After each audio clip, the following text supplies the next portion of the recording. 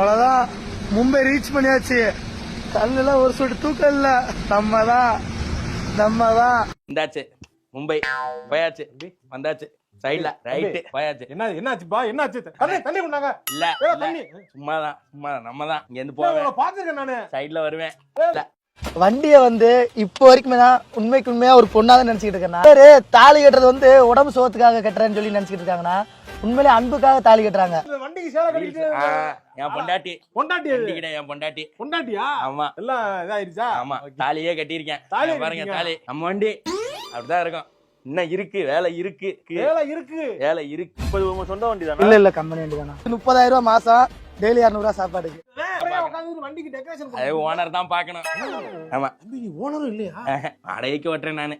வாடகை வண்டிக்காடா இவ்வளவு டெக்கரேஷன் பண்ணிட்டு சுத்துற? முதல்ல வண்டியை ஓட்டி காசு சம்பாதிச்சு இன்னொரு சொந்த வண்டியை போடுறது எப்படி? அடுத்தடுத்து இப்படி வளர்ச்சி. என் பொண்டாட்டி தானே பண்றேன். வேற ஒருத்தன் ஓனர் யார் தடுத்தாலும் நிறுத்த மாட்டேன். என் பொண்டாட்டி அது. ஆமாதான். இது வண்டிக்கு பாவம், நிறைய கண்ணு வைக்கிறாங்க வண்டிய. ஆமாதான். எதுக்குடா மீசிய முடிக்கிட்டு இருக்க? ஆமாதான், எல்லாம் நம்ம வண்டி தான். ஆனா என்ன வண்டி இன்ஜின் தான் சீஸ் ஆயிடுச்சு. சீஸ் ஆயிடுச்சு. ஏப்பா என்ன சீஸ் ஆயிடுச்சு, வண்டி சீஸ் ஆயிடுச்சு. இல்ல பூரா அந்த சேலை கட்டந்தா கட்டந்தா ஃபுல்லா சாரி ஃபுல்லா சேலை ஃபுல்லா கட்டுறேங்கண்ணா. ஐயோ வண்டிக்கு சேலை கட்டிய போல உடம்பு பண்ணா போல. நாம தான் வந்தாச்சு. நம்ம தான் நீங்க தான்.